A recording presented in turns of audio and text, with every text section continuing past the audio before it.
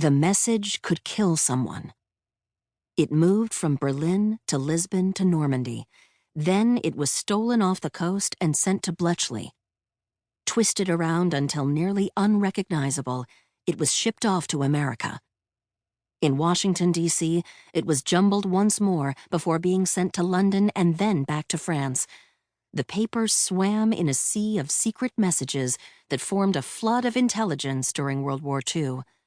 Finally, in Normandy, on December 20th, 1943, X-2 counterintelligence agent Jane Burrell caught it and read the name that had been hidden between the mixed-up letters. The name? Karl Eitel. Karl Eitel had other names. 10 years earlier, when he worked as a waiter on the SS Bremen, moving between Germany and New York, he had been known as Charles René Gros. The waiter had spent long hours detailing the ports of New York in his notebook, with an emphasis on their fortifications and aircraft support. Once in the city, he slipped off to the Roxy Cinema and then got a beer at Café Vaterland on the corner of 86th Street and 2nd Avenue. Relaxed and happy, he casually wandered the streets, stopping at every bookstall he could find. He didn't look for reading material. Instead, he purchased technical magazines by the dozen. No matter the subject, Eitel wanted them. Although his behavior had been unusual, he'd passed unnoticed at the time. It was 1934, after all, and the borders of America were then wide open for Western Europeans, even those with an odd penchant for technical detail. In his hotel in New York, Eitel took a tube of what looked like modeling clay, working it through his fingers until the material was soft and supple.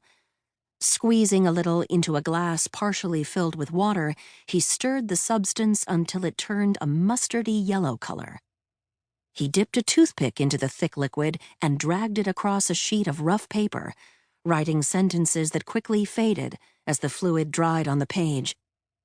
The rugged bond obscured any imperfections caused by writing with a crude toothpick, and soon the sheet of paper appeared blank again.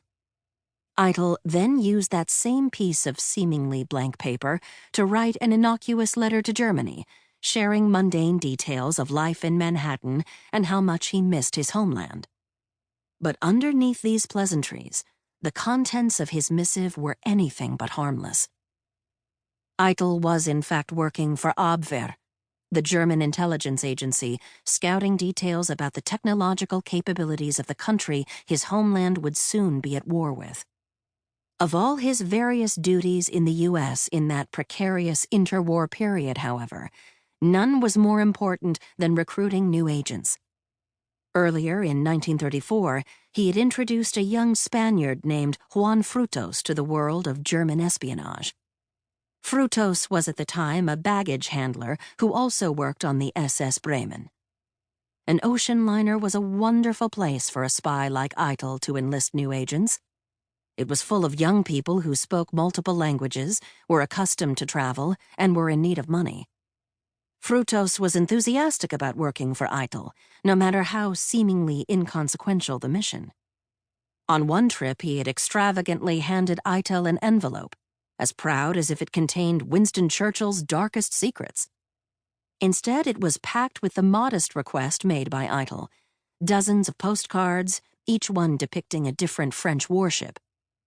Simple, yes, but these sorts of details would inform crucial intelligence for the years and conflicts that followed.